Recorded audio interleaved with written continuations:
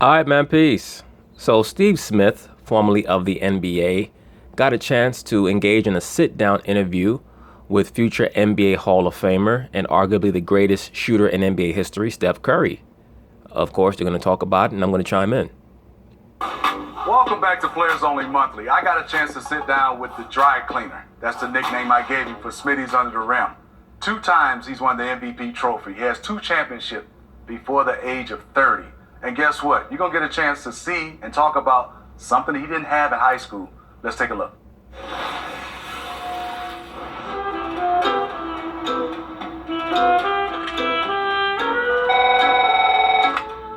Front desk. Hello, this is Steve Smith. I'm just checking on my items that was getting serviced. I had same-day service. Yes, Mr. Smith, your items are ready. I will have the dry cleaner bring them right up.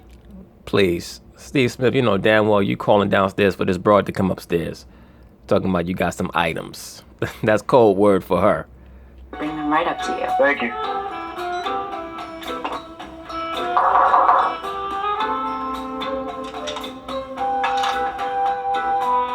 Did you order some dry cleaner? I did, thank you. Steph Curry, the dry cleaner.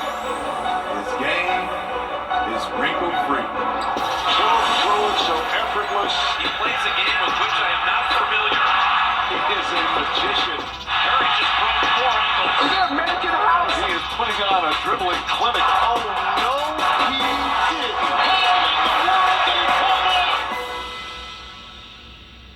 Steph, appreciate you coming out here and talk a little bit under the rim, and you featured on there many a times. Just talk to me about your ball handling. It's funny because that wasn't always one of my strengths. Growing up, I played point guard, but I was kind of more the basic ball handler, just kind of initiating plays. You And just said you were basic ball handler. Yeah, I can't get that wrapped around. You're basic. It's Give me basic. What's basic? basic to you? is literally you come down. I probably wouldn't change hands. I dribble my right the entire way down the floor, just surveying the floor, initiating the play, and then I go run off the This is ball. when you like 8? Were you talking about high school? I'm in high school too. I mean, I had a little bit, but more so it's just more my shooting that kind of separated me. Your pregame. Well, kudos to Steph Curry for deciding that he had to perfect other aspects of his game. Because when you look in the annals of NBA history, it's hard to find a player that maxes out 10 out of 10 on both dribbling and shooting. The pregame routine is taking on a life of its own. It's like back in the old days when Michael Jordan played for the Bulls. Fans get there earlier to watch warm-ups.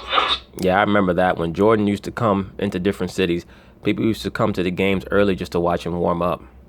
Whether he was dunking before the game or practicing his mid-range shots, people would definitely get excited just to watch him before the game. And Curry certainly brought that back, especially when the NBA media and many of these different networks got enraptured by his pregame dribbling routine back in, I believe it was the 2014-15 season. That's all about becoming so precise in your ball handling. Kids now are working on their ball handling just because of you. I mean, that means a lot. You obviously want to leave the game in a better place than when you found it. Obviously, like your career, I mean, that guy's still doing the Smitty move. So if you can have an imprint on the game and inspire kids and people that really want to work on their game to focus on the fundamentals, that means a lot. Once again, that's certainly one of the ways in which the modern day NBA players have greatly improved. Their face-up game, their ball handling is at a much higher level than it was back in the 80s and 90s. Mostly because players were not allowed to dribble the ball like that back then. You got the ball and you either made your offensive move or you passed the basketball. You weren't allowed to go through the legs 5,000 times like the players are allowed to do today. And hopefully that they feel like they can get better by doing the same stuff that I do. We're going to take you through a couple of these plays. We're going to start off the first one. I know you remember it. What was the feel right there? Just to get somebody to pause? Yeah. I remember that. That's when he was styling on Westbrook. He styled on Westbrook right there. You know what's so funny? Whenever Westbrook has a good game against Curry, many of the internet NBA fans, they go haywire. But when Curry styles on Westbrook, there's a very, very slight reaction to it. And I think that is based off of the fact that Westbrook is much more exciting to view as a player for some who have a lower level appreciation for the game because of his raw athleticism. It's easier for people to understand why he's so dominant, because of his leaping ability, his speed, his quickness, his agility. Curry is harder to digest because so much of what he does is based off of timing and rhythm and basketball IQ, a certain level of cerebral understanding of the angles of the court, where he wants to be on the basketball court to get certain shots off, and just his skill level. So it's a little bit more difficult for people to comprehend what makes him so effective than it is a Westbrook. Yeah, just to give him a little something. I had two guys on my left, and sometimes you can kind of leave it and pass it to him like that, but just to show him the ball and keep it moving to the basket, it was one of those, you just freeze him for a half a second and keep it moving. And we love it. We call that the wash and fold. Wash and fold. The next one though is we call this the 1 hour service. We take this to get it. This is one where I really didn't see all those people around me. That was a legendary regular season play. It was when I was looking at the big man, knew I could kind of cross the grain a little bit, and once I got through all that traffic with the ball, I had no other choice but to shoot it. Were the Clippers like cones? Yeah, exactly. And to me, it's a good shot because I feel like I can make any shot. And He put a clown suit on all them dudes. That's embarrassing. Man had Chris Paul looking like one of those dogs with the shaky keys. You ever see those people? They shake the keys in front of the dog, and the dog's head is just bobbing back and forth. That's how Chris Paul looked trying to chase Curry around the court. Put clown suits on every last one of them.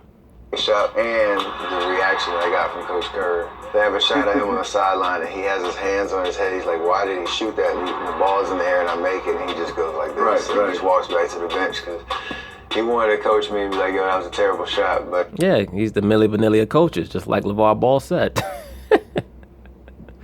I'm just playing. I mean.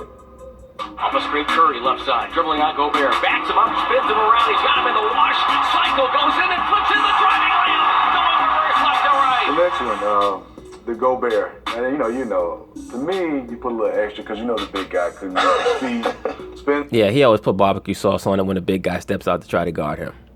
Spin cycle. Just talk to me about Rudy Gobert. I mean, he's an amazing defender, so if you get a chance to bring the big man, any big man really, out on the perimeter, you feel like you have that advantage. And obviously just a couple moves to kind of get him off balance. Look at Gobert. This nigga doing pirouettes on the basketball court. Like, come on, man. Really? He made you spin around? He made you do a 360, Rudy Gobert? Really? Come on, man. Balance and get to the lane and finish. In a lot of ways, the teams that are trying to defend me is to take me out that three-point line, so you got to give them a little something to create that space and get to the basket and be able to finish. This is our last play we're going to take a look at. This is the one, we call this a little extra starch. You remember this one against Chris Paul? Yeah, that was a classic move. Not only did he freak Chris Paul with the behind-the-back double dribble move, I should say, but he also made Chris Paul step on his foot because Chris had to stop so quick. He ended up stepping on Steph's foot and looked like he's doing a breakdancing move. The bench is loving it. Tell me what happened to Chris on that play. Double behind the back is something I work on, and so... Yeah, the man Chris Paul was just, he was finished. The man slipped and then tried to regather and stepped on his foot, and it was just full bar the whole way through. Absolute full bar. You get in that position, I have really nowhere to go. Right. So you just try to give him a little something to get him off balance, and it works. And obviously at that point, you have to make the shot. Anybody got you? I know I got in my career, Jamal Crawford. He put me in retirement. And I stepped on the baseline, and he threw it through my legs, and he kind of looked back. And my coaching staff said, "Steve, it's about time." Is there anybody that got you where you remember? Let me say this before Steph starts to speak. All these guys in the NBA get got. That's why it's so funny to me when people talk about the Allen Iverson going between the legs on Jordan. I saw Allen Iverson, Steve Francis damn near made him fall. He may have made him fall. One of you brothers who remember that, you can correct me. But in the NBA, everybody's going to get got. It doesn't matter how great a defender you are. It doesn't matter how good you are. Jordan has gotten got by many more players than Allen Iverson. I've seen Damon Stoudemire just totally make Michael look discombobulated. Rod Strickland, a lot of those guys. When you get to that level, everybody's going to freak everybody on that court in one way or another eventually. If you're guarding enough good players or great players, you are going to get broken down. There's no doubt about that. And I've seen many small guards break Michael down. I've seen Isaiah Thomas just tear Michael up. It happens in the NBA game. That's what happens when you are participating in the highest level competition on the planet. Remember? Oh, I remember specific. Brandon Jennings, he got hot that game, and I was trying to beat him on a pick and roll. And you know, as many times as you get somebody, you're gonna get got, and it's part of the game. You gotta take it, take it on the chin and keep it moving. And a lot of that's just bad balance. A lot of these guys fall down now because of just bad balance in their defensive stance. Like back in the 80s, guys got, but very rarely did you see them fall down like that because their defensive stances were a little bit more prominent. Like, they would get deeper in their stance. That's what saved Jordan, because that move that Iverson put on him was really supposed to knock him down.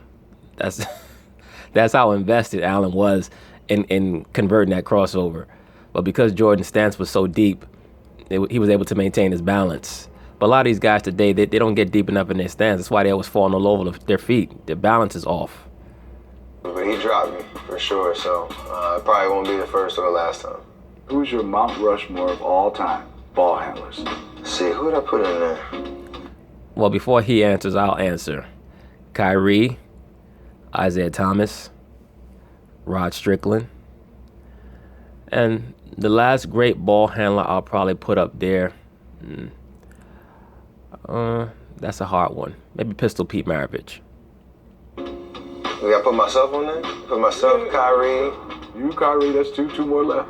Pistol Pete, and Magic Johnson. He was up there. It wasn't anything like, I'm about to break your ankles type, but he knows I can get from point A to point B. And Magic had a great handle, but I wouldn't put him on the Mount Rushmore.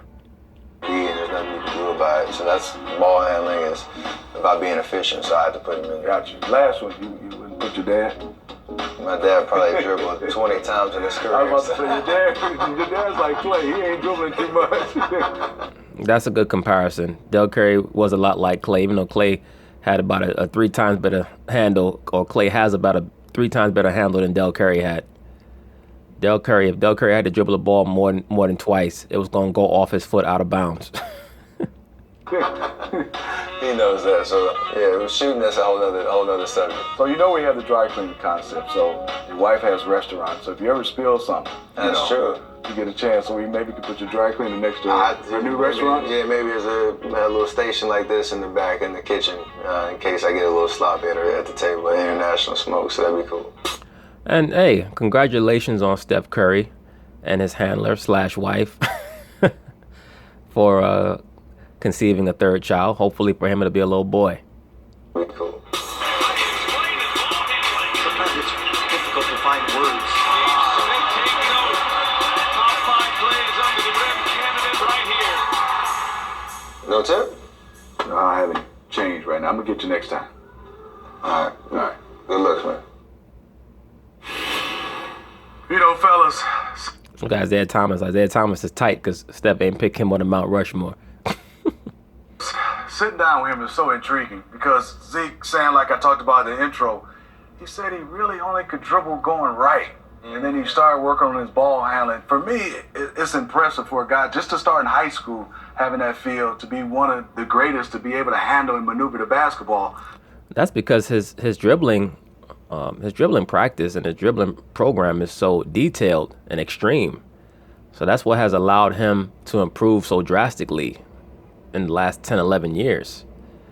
His dribbling program is that's nothing what you see him doing before the game compared to what he does in the off season, like with blindfolds on and tennis balls and utilizing both hands to make sure that he engages both sides of his brain at the same time to build up his hand-eye coordination. Like, he does a lot of detailed drills to build up his handle. The question I would like to ask, what would you have, Sam, in the NBA that you didn't have that you think would have been just a treat to have? I would love to have had talent, actual talent that I could have got off the bench. Able to dribble the basketball. I can only dribble with my right hand. I remember Rodney McCray telling me my rookie year in Houston when I was drafted by the Rockets. This the fool that allowed Kobe Bryant to get 81 points because he refused to double team him. This jackass right here. Young fella, you better learn to dribble with your left, because if you broke your right arm, you wouldn't be able to clean yourself very well because you can't use your left. And that always stuck with me, and I always tell young players, The biggest thing they can add to their game is being able to handle the ball, because if you can dribble, you don't need your teammates to set you up and get you going. 3. Even though I messed with Sam Mitchell, he was a serviceable NBA player. And he acted as one of the guides for Kevin Garnett when he first came into the NBA in the mid-90s. 3. I would probably say the quickness, because I had the shot, but a lot of times you've seen fast guys like this, like you think you're open, next thing you know, you turn the corner, you're right there. So as my career went on, I said, man, if I could have been a step faster, might have got some more points. Well, you might have been a step faster if you didn't play the majority of your career 30 pounds overweight, 3D. I mean, 3D must, that must stand for like 3 donuts. Like, come on, brother. I watched a lot of your career. You was, for the most part, you was a fat bastard. I mean, all due respect. You was a good shooter, but you did not take your conditioning seriously. More points. Isaiah, I want to come to you. I watched you growing up. It's going to be tough. You had everything. Yeah, he did have everything. Only thing he didn't have was stature.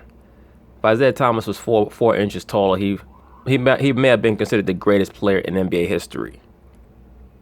Everything.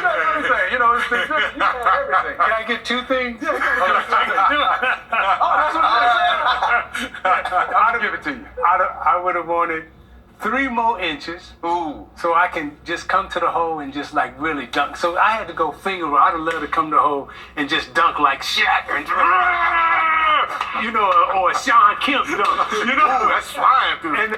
And Isaiah had a great vertical leap, but like he said, he just didn't have the stature to be able to finish over guys at the rim. But he definitely could leap.